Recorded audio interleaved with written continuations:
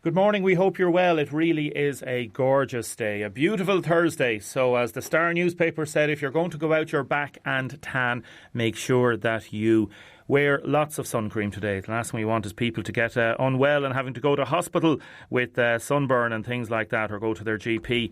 Also, if you're having issues regarding water supplies, we've heard from the council this week about possible water supply issues. Let us know, 083 3333 975, or you can call Audrey on 051 846 123. Imagine if it's going to be a really dry summer and we have water issues. Ooh, it's going to be interesting, isn't it? Another thing that's very interesting are the people that have been texting in the word hero, HERO, to 083 3333 975, because we've teamed up with the company SE2 to give a €250 Waterford gift voucher every week. And you will be deemed the SE2 Community Hero of the Week. So this is to spread a bit of happiness, reward good deeds no matter how big and small. We want you to nominate your SE2 Community Hero. The best way of doing it is to go on the website, and you'll find the link there on the WLR website, or you can ring in or you can phone in, and we will put that on our list, and a person will be picked on Monday, announced each Monday over until May the 18th. And thank you, SE2, for helping us with that. Really, really good company, a local company doing as much as they can to help promote community heroes. Now, one thing that I meant to mention this week in the News and Star, on page 13 of the News and Star, lucky for some, number 13, Darren Skelton has a little report in it, and it's a report from the Sunday Business Post, I believe it was, regarding expenses claimed by John Deise. Just going to read it out. It came from a Freedom of Information request. Just want to see what people have to think about it. Former Fine Gael TD John Deise claimed more than $55,000 in expenses associated with his role as a special envoy to America between July 2017 and the start of this year. A breakdown of expenses released to the Times under the FOI showed that he spent more than $5,500 on taxis, including more than 200 on cabs on 10 separate occasions, and more than 100 on other 10 occasions. The most expensive taxi fare cost €291.90 and was incurred on November the 30th, 2018. His final expense claim was just for over €800 on January 31st of this year, including 400 on subsistence, 275 on 3 taxis, 142.50 on entertainment. Over the 2.5 years in which he served in the role, he spent $20,253 on flights, $16,358 on hotels, $8,812 on subsistence, €5,504 on taxis, €52 on public transport, €399 on car hire, $1,296 on entertainment, and $2,413 on other expenses, which were not detailed by the Department of Foreign Affairs and Trade. As I say, the Times got these figures through the Freedom of Information, which is the legal way of getting figures that are accessible to the public and to journalists regarding expenses such as that. Now, as you've been hearing, Grace Rothwell is the General Manager of University Hospital Waterford. They're doing marvellous work. They really are, because of the systems they've put in place, the fact that Waterford people and people down here have been really, really good, I suppose, at maintaining the social distance and all those issues with that, but also specifically the systems that are put in place within the hospital and regarding staff. Now, some staff have contracted COVID. You're going to hear from Grace now in a second. I've just been over there in the last half an hour and we've spoken to Grace in her office, again, with the social distance of more than 2.5 metres. I didn't stay longer than 10-12 minutes, and all protocols were adhered to. So less than 15 staff have contacted the virus, and they are all well and good, which is great news. So this is the interview with Grace Rothwell, General Manager of University Hospital Waterford. Grace Rothwell, good morning. Morning. How are you? Good. The sun is shining and people are working hard here, and I suppose we're stable. What sort of procedures does one put in place from a crisis management point of view? Like your own day, is there meetings every day to try and make sure everything is set in place? Or what have you done in the last 5 to 6 weeks that's different, for example? Okay, so we're kind of 7-8 weeks now, Damien, actually on the go. So we have a crisis management team here in the hospital that meets at 7 a.m. daily, and the same team meets again at 3:30 in the daytime, and then at 11:30 every day we have a wider stakeholder meeting. So at that we look at the activity, I suppose, in terms of ED and any surgical cases, as well as the COVID activity. We look at the numbers of positives, the numbers of suspect, any issues arising in that regard. Obviously, we talk about PPE and the levels available and changes that come, maybe a different product, requirement for training, requirement for intervention from infection prevention and control. We also have got a lot of works done here over that 8-week period, and I suppose with the new build there has certainly been some teething problems. So again, all those kind of things are talked about, very practical, operational, and I suppose the day on day then those things are followed up. Plus of course there's the rest of the hospital that still continues. So in the case of ED now we've separated ED into a COVID ED and a non-COVID ED, and that's I suppose something that's very important at the moment to try and get the message out to people in the community that the ED is in effect open for business, and people should feel assured that it is a safe place to come. We have 2 separate streams now. You'll be assessed at the very entrance to ED by a senior medic, and you'll either be on a COVID pathway or a non-COVID pathway. And I suppose we are keen that people wouldn't remain at home if they're unwell.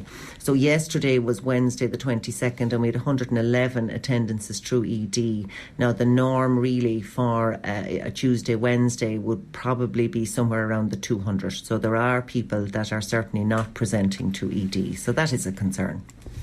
When you say it's a concern, do you think they're at home maybe possibly suffering from some ailment or some condition that for some reason they just don't think it's right to go to hospital that minute? Like the message that you'd want to get out to them. I suppose it's a bit of both probably. I'm sure there are some people that probably feel we're busy enough. You know, though there's a cohort of people that are probably saying they're working very hard there and they're busy enough without me going. There's probably another cohort of people that are genuinely afraid to go. So I suppose the message I would say again is that, you know, we are here to look after patients. Our ED is available 24/7 and, you know, very safe in terms of COVID. Nobody should have any fear of contracting COVID. We've had no outbreak in this hospital.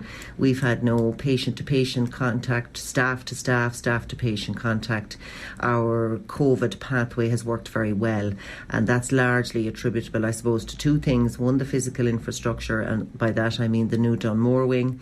And the second thing obviously is our staff, and our staff, huge teamwork here displayed by every member of staff in all departments since really early March. Like this is 7-8 weeks now.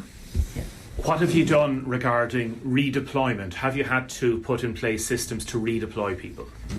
Well, again, I suppose because we opened new areas, we also closed other areas. The list is so long now, I couldn't be specific, but anyone that was asked to move, like we've also moved our haematology oncology inpatients out to UPMC. So again, huge movement of staff, and again, I certainly never heard anyone, you know, I suppose, be disgruntled about that. People accepted it as this was our plan, this is what we were doing to protect our patients, but also to protect our staff. So massive redeployment, yes.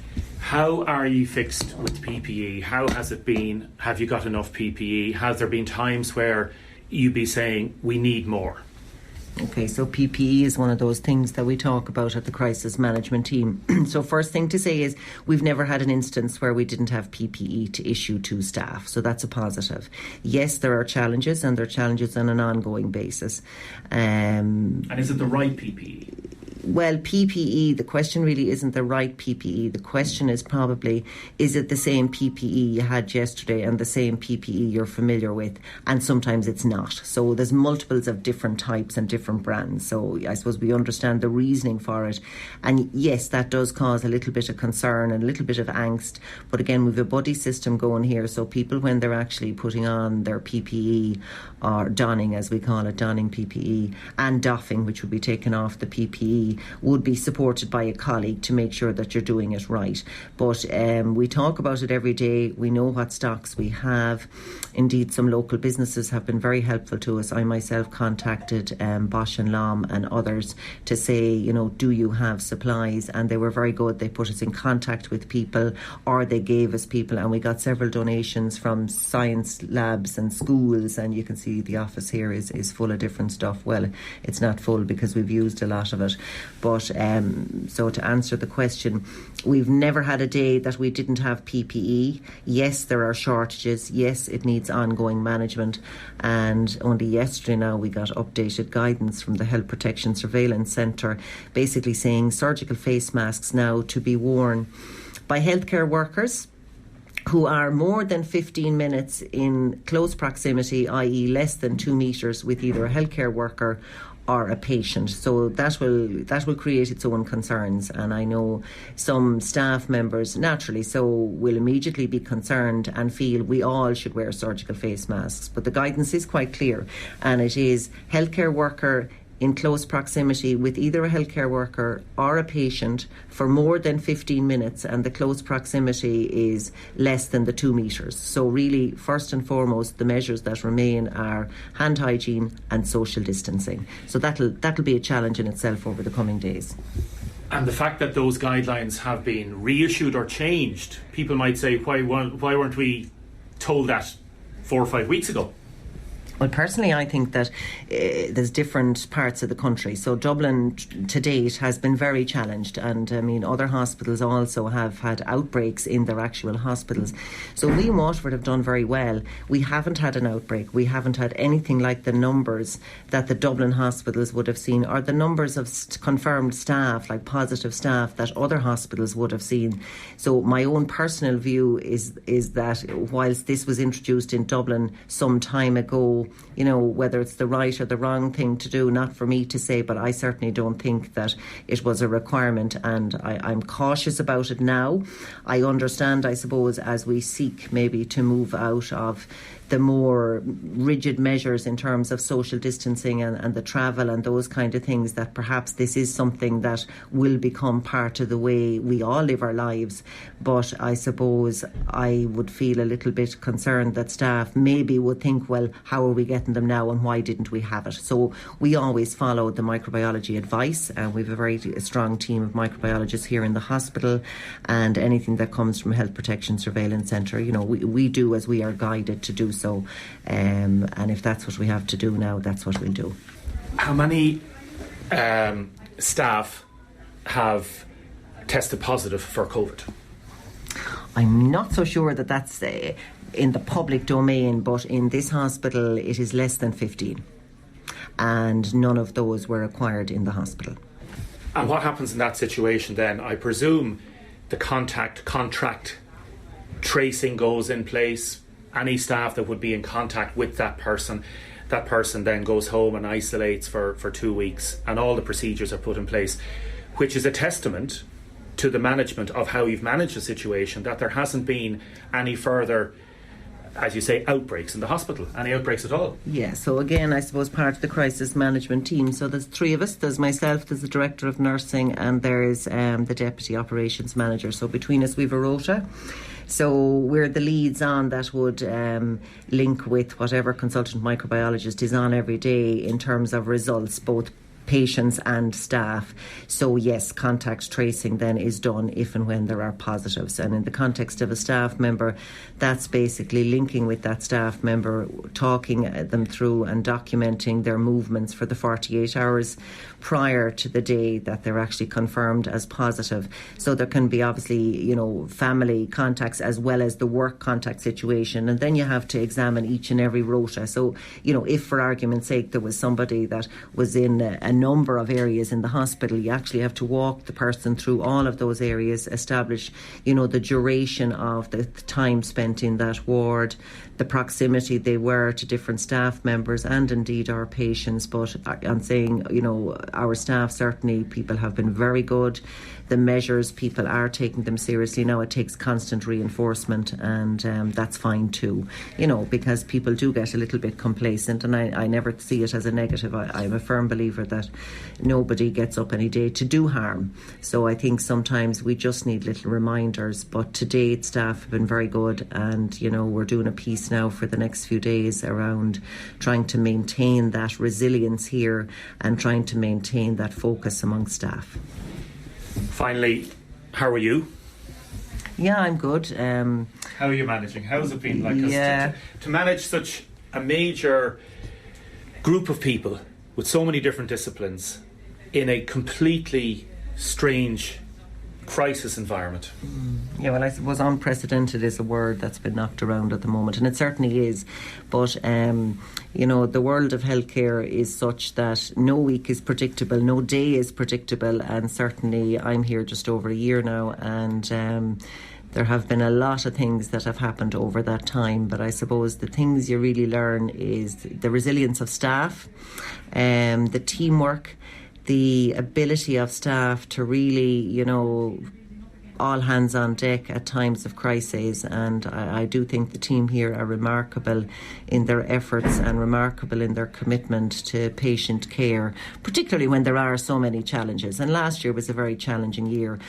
Financially, we'd all love to see the Dunmore wing up and running in full. Now, as it turns out, there's always some spark, because that has actually stood to us very, very well now in this particular crisis. So anyway, here we are at the end of April. Hopefully there'll be some reprieve, before the end of the summer. But we, like everybody in the community, will be waiting for that advice from the National Public Health Emergency Team. And finally, it's lovely, Grace, to see patients that have recovered from COVID walking out the doors. Absolutely fantastic. And one of our consultants took a little video the other day, just quite off the cuff, and there was a lady that was discharged somewhere back in County Waterford who did very, very well. But again, I think the staff, there was a lot of sentiment for staff in that lady's son, I believe, came to collect her, and he hadn't seen her for the 14 days, so it was quite an emotional thing. But it's good for staff. It's great. And it's great. We've discharged a significant number of patients, that had caused positive or COVID to date. So yeah, it's a good news story. Yeah. A good news story. Grace Rothwell there, General Manager of University Hospital Waterford. I want to thank her very much for the interview this morning, and want to say congratulations to all the staff and patients that have been going to the hospital as well, and relatives not visiting the hospital with patients there. So it's been really, really good systems in place. So to all the staff there, particularly those that are working in ICU, well done. Congratulations from everybody here in WLR. And as you heard, Grace said, she didn't give an exact number, said fewer than 15 have contacted COVID, and we want to wish you the very best. And she said that they're all well, which is great news. Stay with us. We're going to hear voices from Dungarvan next. Now, a lot of texts and comments coming in. Michael has texted us from Abbeyside. Could you please give a big shout out to all the doctors, nurses and staff at the High Street Medical Centre in Dungarvan? Anybody working in any medical centre as well. Hope you're keeping well and stay safe. Now, Kay Veal runs the shop in Lemmy Bryan, and has been running it for many, many years. And the post office there, as we know, we did a piece with her when the post office was closing there a number of years ago. And she's keeping things going, and her family are keeping things going. Here's a little chat we had with Kay, and it just shows the importance of local shops, particularly in rural areas, not only for supplies and for essentials, but also for people, for a little chat, people that do need to get some groceries. I'm just going around doing a little bit, talking to people. Oh, gosh. How are you keeping? I'm very well, thank you. How are people getting along that are living on their own or living in isolated areas? Very well. Are they getting on okay? Yeah, the community is rallying around them and coming shopping for them and making sure they're all right, And we have a lot of elderly people now in the parish at the moment, so they're being looked after by family, and everyone knows everyone, which is great, so from that point of view, everything is going smoothly. You're doing a delivery service as well? We are, yeah. Anyone now that is on their own, that don't have family around, Siobhan is going to deliver to my daughter, so she'll run and put it at the gate, or they'll leave out a bag to put it into it. So that's doing very well, yeah. And have you heard any hard stories, people that have been in a bit of difficulty, or generally it's been okay? Oh yeah, generally it's okay. Everyone look after everyone. You know, anyone on their own is being well looked after. Yeah. And the community alert and the GA and everybody's the GA, yeah, they're all getting on very well, yeah. They're all helping out. They are, yeah. And do you get people coming in just to have the chat, I suppose? Oh yeah, just to have the chat. And we're here nearly 50 years now. And so many have come in to me and said, thank you for being here. Oh, that was very nice. I was here. That was very nice. Yeah, I was here last year, and I know the post office. Oh, the post office closed last year. Yeah. And you were kind of thinking, geez, will we keep open? Yeah, I was saying 12 months. I'll give it 12 months. Yeah, and sure, they rallied around me and they kept coming in. It didn't make any difference at all. Yeah, very good. Yeah, I must say. But I'm getting too old for it nowadays. So it just shows the importance of the local shop? Yes, it does, yeah. It's very much so, because you know everyone. Yeah, and you can pinpoint when they come in, you know exactly if they're in difficulty or if they haven't been. You can know by their mood or their, that's... And even just to have the chat, the chat, yeah. That's great. The chat is great, like, and a little bit of news. Not that there's much happening. Not that there's much happening around now. And is business down or up? Oh, business is up. Business is up. Everyone is coming for their day-to-day and weekly shopping. Yeah, business. So instead of them going into Dungarvan to the big shop, and they're getting what they can here. Yeah, and we'll have our ears open in case we didn't have it. We'll try for it next week. Yeah, that we'll have it. Any strange requests? Flour. Lots of people bake it, is there? Oh, there is, yeah. Lots of people bake it. Over here now. Who have we got here? This is Sean. Hello, Sean. Sean is on the delivery with the coal, if they're keeping them all happy with coal and blocks and briquettes. Yeah. Sean, what's it like out there? Are people surviving, or how are they getting on? Surviving, yeah. And where do you deliver? All over? I can come and all. And do you like it? Yeah. And do people want to chat, or what did they do? I just drop it in. But you keep everybody going. Yes, indeed, yeah. So it's good, like, that everyone, hopefully that we can keep it at bay. That's the main thing. Yeah. That's right, yeah. Listen, that's great.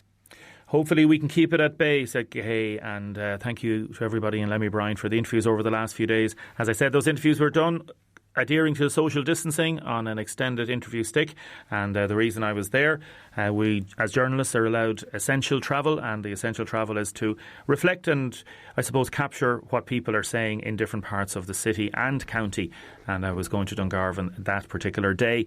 A text in an inspirational interview from Grace this morning. In fairness, every member of staff at UHW and medical centres deserve all our gratitude for the tremendous job her and the staff have been doing in keeping everybody safe and well. Next, would you be able not to eat anything from sunrise to sundown? Now, keep your texts and comments coming in. Could you wish my sister Mary Flynn in Ursuline Court a happy birthday? A big birthday today from Rita. Lily O'Reilly has texted in as well to say, can I express my sincere gratitude to all the staff here in the CCU and Medical 2 at UHW who have looked after me so professionally since I was admitted unexpectedly last Friday afternoon to the cardiac unit. I was one of those people with the thinking that UHW was the last place I would go to with the COVID pandemic. But it's so well managed by all staff, you actually feel so safe here. Well done, and a huge thank you to all the amazing team here. If you have a health issue, please do not be afraid to come to UHW, says Lily. It could be the big difference between life and death, and don't leave it too late. Well done to all the frontline workers. That's a lovely message from Lily. Well done, Lily. Stay safe and mind yourself. Take it easy. Now, would you be able to fast, to eat nothing from sunrise in the morning until sundown? And to do it for a month? You think Lent is bad in terms of giving up stuff. Well, tomorrow Ramadan starts, and there's approximately 3,000 Muslims in Waterford City, County, South Kilkenny, Wexford, around the area that would use the Islamic Centre in Waterford, which is at the Newtown Road, just behind the filling station there.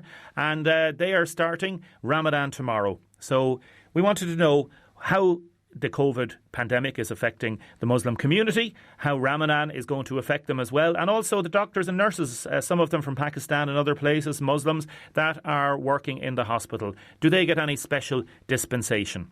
I was talking to Rashid Munir, who is the Imam of Waterford, and his daughter. You'll hear a little interview with his 16-year-old daughter, Moira, as well.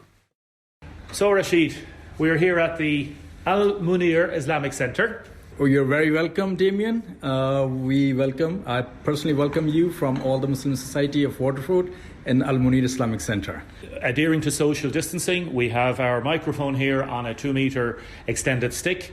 So we're going to go inside. The centre is closed here. We're on the Newtown Road. It's part of, I suppose, the complex of buildings behind the filling station.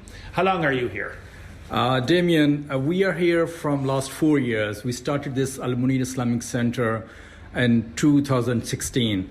And actually, we made a mosque. This is basically a mosque. But obviously, this one is representing all the mosques in Waterford.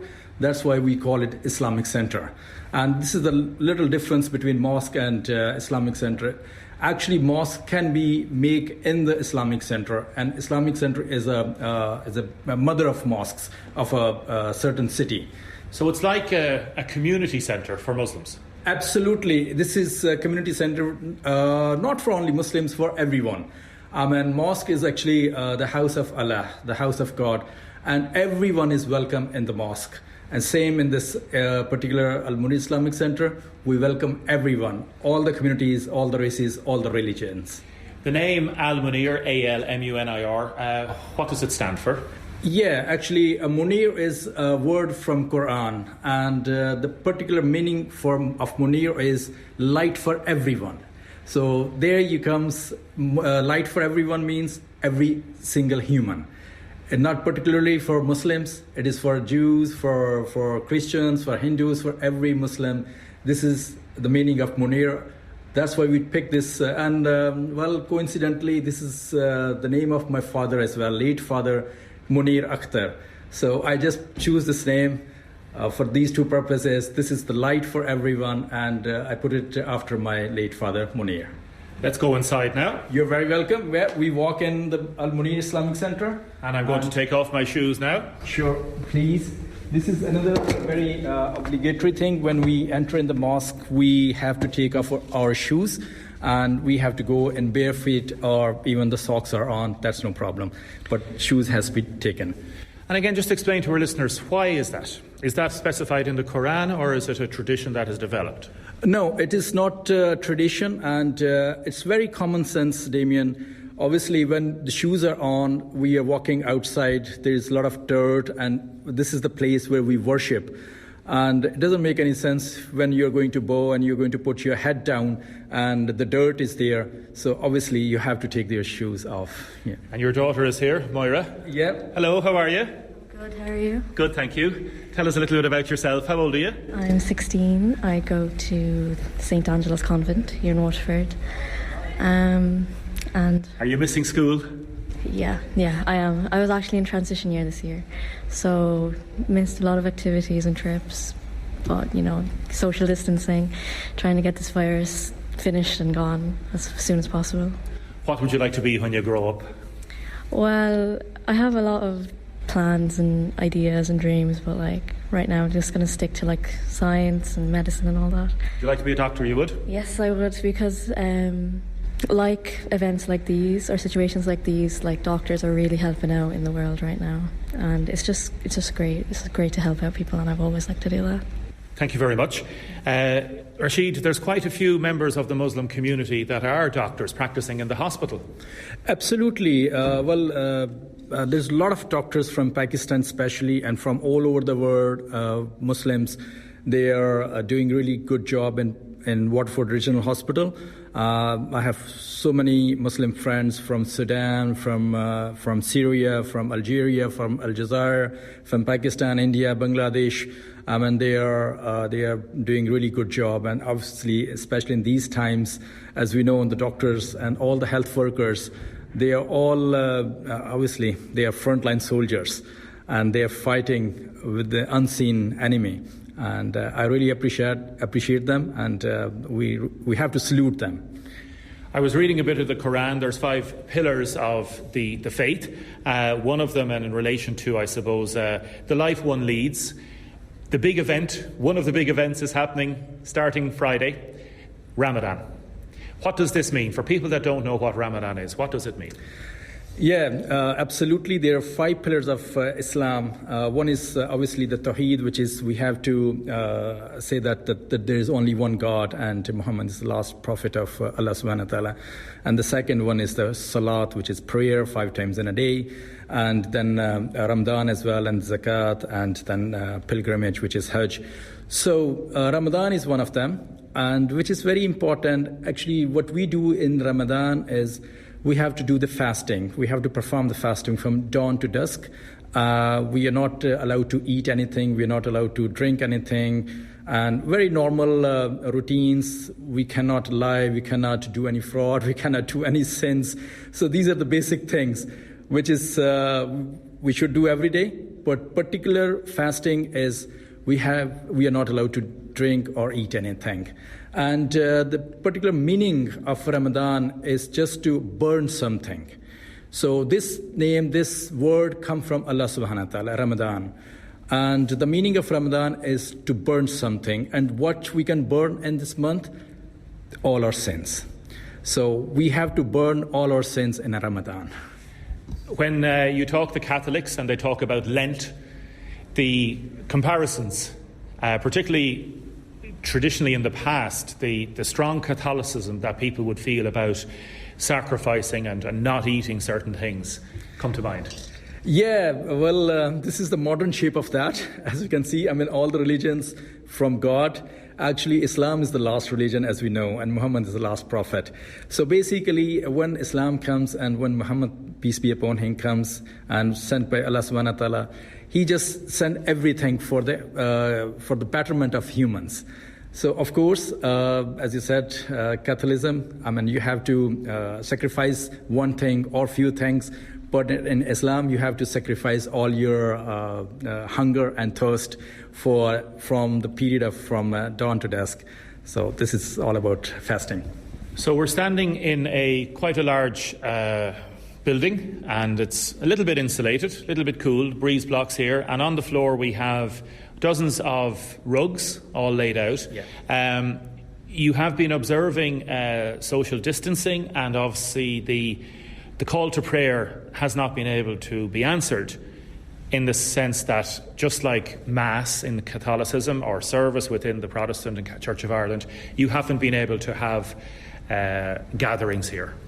Yes, this is very unfortunate because since we started from last 4 years, we do a call of prayer 5 times in a day, and we have a combined prayer which we call Jamaat 5 times in a day, alhamdulillah. But unfortunately, because of this COVID-19 pandemic, we are not able to do that because social distancing is the key at the moment. And the key, this is the basic weapon to fight with this virus. So since the Irish government have announced that social distancing is important, we have cancelled all our prayers, all our call of prayers, and Jummah prayer. Jummah prayer is Friday prayer, basically, Friday afternoon prayer, because most of Muslims, obviously they are working, they are not able to come 5 times in a day in mosque, but they try their best to come on Fridays, Friday afternoon prayer. And normally we used to have about 120, 130 people gathering here. But in that kind of gathering, obviously you cannot keep the social distancing. And we had to go with the law, and we just canceled from 16th of March. And about Ramadan, obviously Ramadan, from last 4 years, we do arrange breaking the fast in evening. And at that point, about 80 to 90 people, they come every day. And they used to come, they used to sit together, we used to have dinner, and we called actually every year a mayor of Waterford and different dignitaries from Waterford, politicians and ministers. They have witnessed all this and they have enjoyed that. But again, we cannot keep the social distancing, and we, with very heavy heart, I have to announce this, that we are not going to have breaking our fast in the mosque. And then there is another thing in Ramadan, which is very important, Taraweeh prayer. That is the night prayer, which we have to arrange from the last 4 years. We are arranging in Islamic Centre. This Taraweeh prayer, I tell you a little bit about that. This is only can be done in Ramadan. And this is not obligatory, though. This is the even somebody do that obviously they will get the more reward. But what we are going to do this year, we are going to cancel. Again, I have to announce this with a heavy heart. We are not going to have Taraweeh prayer, the night prayer. And I would advise all my fellow Muslims that they can do this. They can perform the Taraweeh prayer at their homes. They can declare their homes as a mosque, and a member of family, maybe the man, the head of the family, he can lead the Jamaat, he can lead the prayer at their home, and inshallah, I would say they will get as much reward as they are performing the prayer at mosque. What practical things can Muslims do during Ramadan? For example, there will be some doctors and nurses and different people in the hospital that will be possibly feeling weak with hunger and thirst, and you cannot maybe swallow your saliva during Ramadan. You observe your fasting so meticulously. Is it dangerous? Is it okay? Well, regarding the doctors and nurses, obviously that's another very important thing in Islam, that if somebody has such a big problem, especially health issues, they can avoid the fasting. If they have particular health issues, they can avoid, and they can ask someone else to do the fast instead of him. Or they can pay some fidya. Fidya is such amount. They can offer some food to some poor people, and that will be just as it is as they have performed the fasting. So I would suggest if anybody in Muslims, they have any underlying conditions, health conditions, they can avoid that. And otherwise, they can do their worship at their homes. How have things been for the Muslim community? We're talking around 3,000 Muslims approximately, you were telling me before. Has there been any criticism? Has there been any difficulties? Things are going?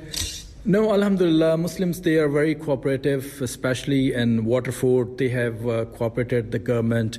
They are keeping their social distancing. As I said, like before, we have 4 mosques in Waterford, and each mosque have cancelled all their 5-time prayers. Have you had any members that have contracted COVID yet, do you know? Yeah, we have a very few people. Unfortunately, I cannot give you the exact figure, which is probably it's not good at the moment, but very few Muslim brothers, they come across with COVID-19, with this virus. But alhamdulillah, they are all becoming better now. Moira, what are you going to miss during Ramadan, or what are you missing at the minute? Well, obviously the fasting. It's just a nice thing to, have a break from, since we can't do like any type of sin, like listen to music or anything. Like obviously music with like bad words and lyrics. You can't listen to music during Ramadan? No, it really depends what kind of music you listen to, like really depends. Go on, tell me. So, I mean, it's not really music, but if you think about like imams or other religious people like performing these hymns or something, you can listen to them, but like not pop music or anything. Like, why not? There's nothing wrong with it. There's a lot of curse words in it. I know, but let's say it's a song that doesn't have curse words in it. Like it's not evil. I know. But the thing in Islam is that we did have instruments like back in the day, like. The Prophet used to go with his wives to, these little, you can say concert in a way, but they were like instruments, just in a sense classical music you can talk about. So it wasn't really said that, oh yeah, there were people singing. We've only heard of instruments, so that's allowed in Islam. But the whole music part is too controversial, so you don't want to do anything controversial during Ramadan that could be considered a sin. Also in Ramadan, when we break our fast during iftar, it's nice to because it's a nice social gathering as well.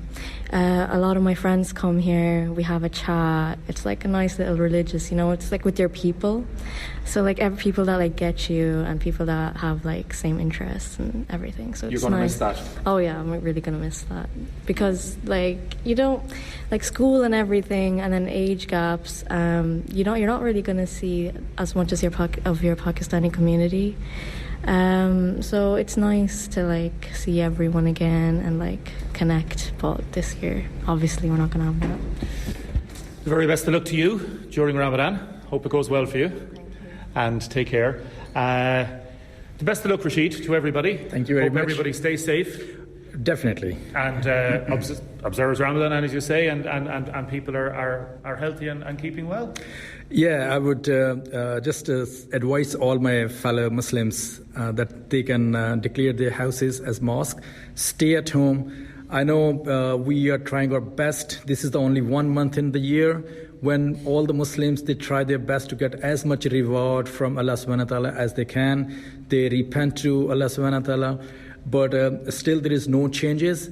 The only one change is do not come to mosques. Do not go to mosque. Keep the social distancing. And this is very important. Even according to Islam, Allah subhanahu wa ta'ala says actually Islam is the religion of peace and harmony, to protect each other, to help each other. So this is one way we are helping everyone, that if we just stay at home, do not come to mosque, do not go out unnecessarily, and just have a good Ramadan, and may Allah be with you. Rashid Munir there and his daughter Moira, and thank you very much for those interviews. Let us know what you think. 083 333 975. Now, Mary McCarthy, good morning. Yes, good morning to you. We're surprised. How are you? We surprised you, Mary, didn't we? Oh, I nearly had a heart attack. Julie was just talking to you there and we've surprised you. We want to wish you a very, very happy birthday. Mary McCarthy from Manor Lawn. And tell us what's happening outside your front.